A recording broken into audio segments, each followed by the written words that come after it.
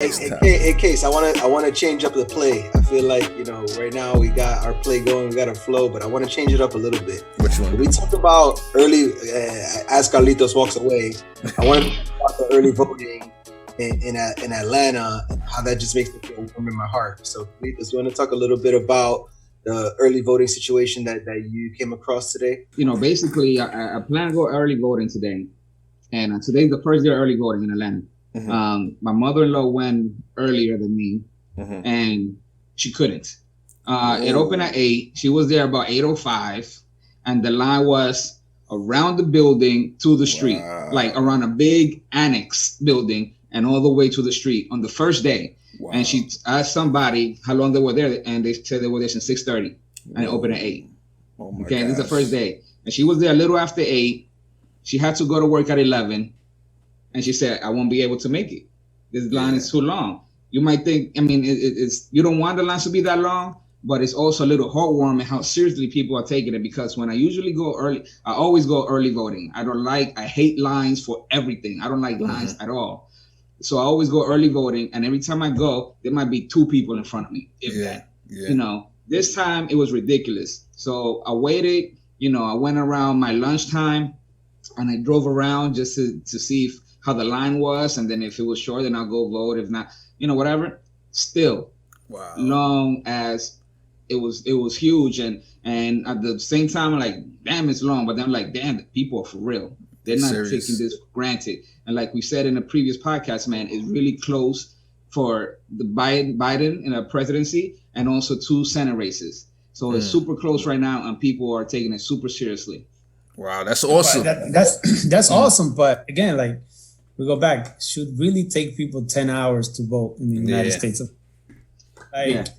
We sit there. I was reading, and people were sitting there like, 10, 8, 9 hours just to vote. So, and some people had to leave. Like you said, your mother-in-law probably left because she said she had to go to work. But how many of those people will come back? How many of those people will be like, oh, you know what? I tried too long, and I'm just not going to waste my time, Yeah. Hopefully it doesn't happen. Hopefully it doesn't happen. But like we need to always talk about, that's basically voter suppression, man. Like there should be no way that it takes 10 hours to vote. Right. And we know at least it's early voting, so there's still chance for people to vote.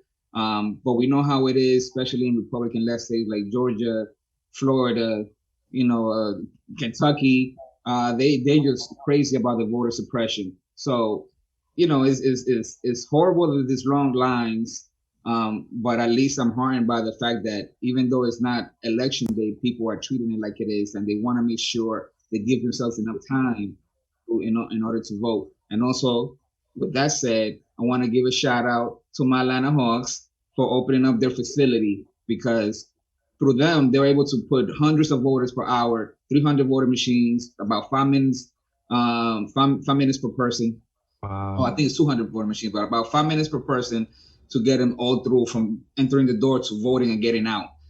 So the people is about the information. They're trying to do it social media, telling everybody, and I tell whoever I can. If you're in a county that has such a facility, you don't have to go to your county annex in order for early vote. You have to go to whatever your designated location on election day. But for early voting, you could go to designated location or one of these locations that are open for everybody in your county, such as the Atlanta Hawks State Farm Arena. Nice. So you could go there every day, or how does it work? Every day up to October 30th. Oh, wow. You could go early vote. From Atlanta, Georgia, they had a lot of problems in one of the last elections when Stacey Abrams was running. It was for governor, and there was so much voter disenfranchisement that happened that without that, it seems like almost a given that she would have won. But because of those games that were played, she ended up losing. And I think, the voters learned from that. And they're like, you know what, if you're going to disenfranchise us, we're going to be out there early. We're going to be out there every day to make sure our vote counts. Now, I hope everyone else around the country takes it that seriously, because what we are seeing with the long lines in the beginning, it is heartwarming to see that people are out there, but it's also scary because if the lines are like that on election day, they'll start playing the games where they go, oh, well, if you're not in line by a certain time, if you're not this, they're going to be looking to cut that line off as soon as they can to keep you from being able to get in and exercise your American right to vote. You know, they don't want a lot of people to vote. So vote early, vote in person if you can. We keep saying that on every episode. Vote in person if you can. Take every precaution, hand sanitizer, mask, N95 mask if you have one. If not, cloth mask. Just be extra careful and just try to go out there and get your vote counted, because with the type of president we have, with the shenanigans he's trying to pull with vote by mail and trying to discredit vote by mail, I personally, in this state, don't feel comfortable submitting my ballot by mail. And I've submitted my ballot by mail in several elections, but this time I'm going to go early and in person. My family's going to do the same. And we just want to make sure our vote is counted. And I hope you all do everything in your power to make sure your vote is counted. It's not a normal election year where you can go out and try to get your vote counted on the day of. It is a year where you really have to take every precaution to go early. Let me ask you about that, though. You're in Florida. Even Trump voted by mail. What's your concern about voting by mail in Florida specifically? But Trump used like a specific third party delivery. Like he just didn't do the regular really mail ballot. I'm worried based off of the words of the president. You know, he said he's disconnected postal machines. He has a head of the post office that's going to do everything in his power to slow mail, and they've said that not only does mail have to be postmarked, but it also has to be received by election day, because anything postmarked by election day, they don't want to count that either. So there's so many hurdles where it might not be just Florida specifically, but I know that the administration, and if they're able to get the Supreme Court justice on, we've seen a Supreme Court steal an election before in 2000. So I just want to make sure that I don't give any opportunity for them to make my vote not count.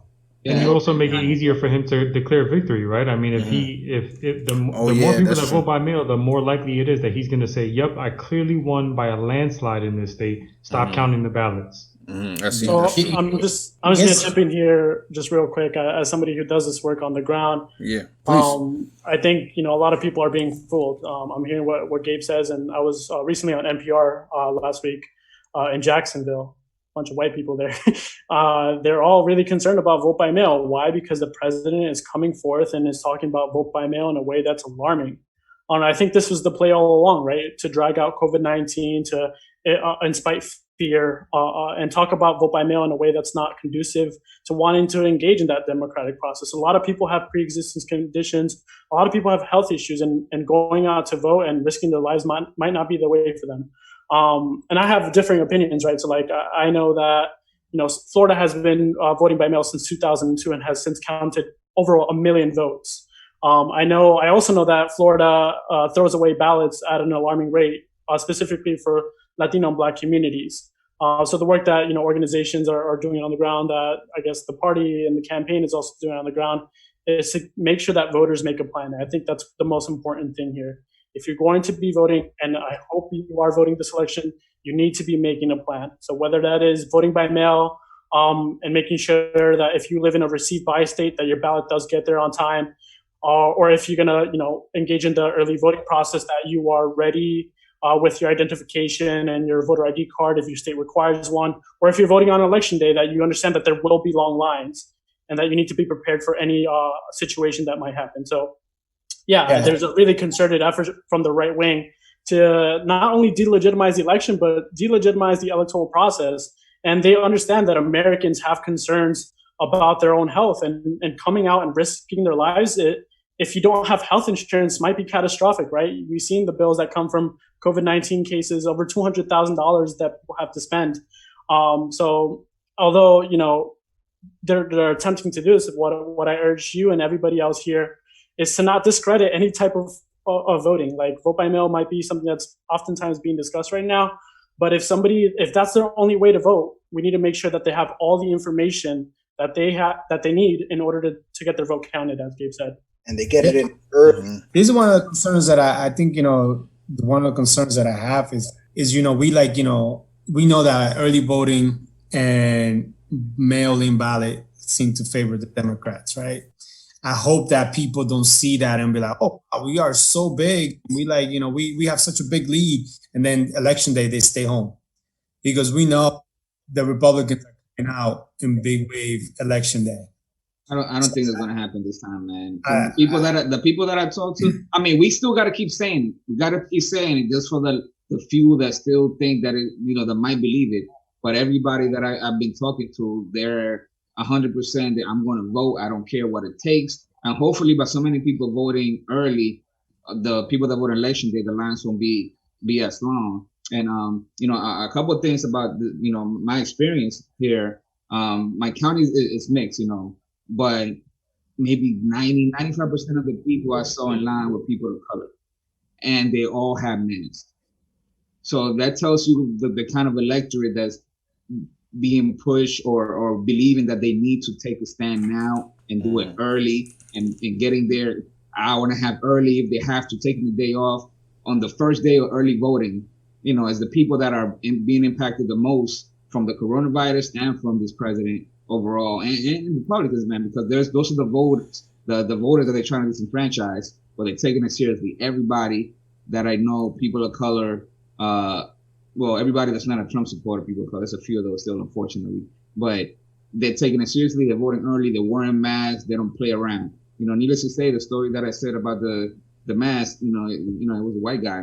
Sorry to say it, but the people that are believing that this thing is a hoax, are Republicans and white for the most part. I'm so happy to have Joel on the panel because he could give his insight, and also what Izzy said. I mean, the most important thing is just vote. However you got to vote. If you're a sick person that you can't get to the ballot, you can't get outside and get to the actual polling station, so mail-in option is the only option, then do it. So whatever it takes to vote, do what is best for you. So a question though I want to bring up.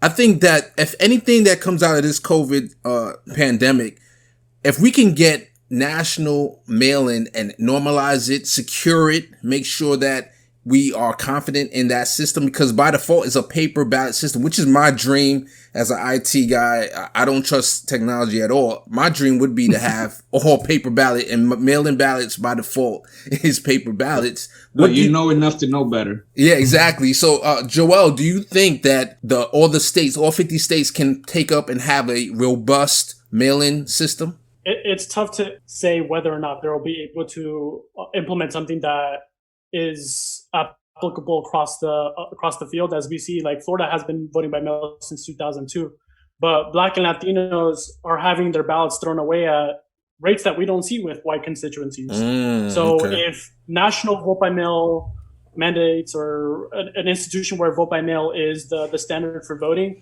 there needs to be somebody taking a look at it to make sure that there isn't racist laws behind that. So in Florida, there's signature matching laws, which is what throws away your ballot, right? So it's you're a registered voter, and as long as your address is up to date, if you're mailing your ballot back, they should know and have full confidence that you, as the voter registered in that address, is the person that is voting. And I think the talking point is that there's rampant mail fraud, but since we've been tracking election data, there's only been 0.0006% of fraud, which is negligible, right? There's very little instance of voter fraud.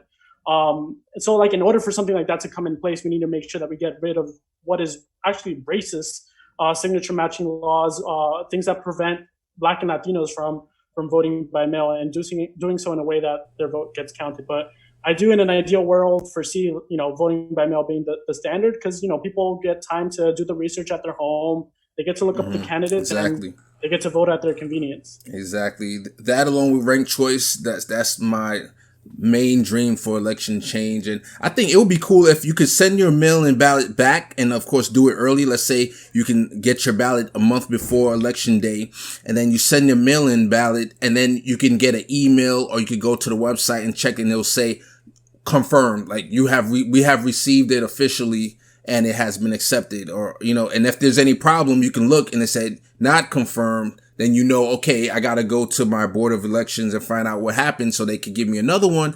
That would be a cool reform. So anybody else have anything else to say on this topic? Yeah, I'm not 100% sure about the verification. I believe this happens, but I'm sure that Colorado already has, substantial mail-in voting system. I think Washington State also. So to me, definitely it could happen. Definitely it should happen. But what the Joel brought is a separate issue about the the racism and the way they're trying to disenfranchise some voters. I'm in Georgia, so I know a lot about this. Man. But you always look at those, go back to, right? Those states, like Florida and Georgia and Texas, they always leading the way, right? So Republican state, like the whole signature matching thing is the stupidest thing ever. Like my signature has changed like 3 times in my lifetime. Yeah, like, totally. The way when I registered to vote when I was 18, 19 years old, the signature that I have in my license or the signature that I have now is two completely different things. And for them to use that, but we know that is one form of voting suppression, and they just want to use. We know that is not in their advantage, in the Republicans' advantage, to make it easier for people to vote. I think one more quick thing that we talked about: go to the ballot box if you can. Also, beware of ballot boxes, especially drop-off ballot boxes, because there's a lot of articles coming out now with people putting out fake ballot boxes to wrangle up the vote, and then they basically are, I guess, their appendage is just throw them away or whatever. So. Just be very wary that if you do have a ballot box state, that you are only dropping your ballot in a legitimate box. Be very careful with that. Yeah, there's also a story about a pastor in California that put a fake box out. Okay, so in the comments below, let us know your situation in your state. How do you plan to vote? Are you going to plan to vote by mail-in ballot, or are you going to go to the poll? Let us know, and hopefully you do early voting. Like and subscribe.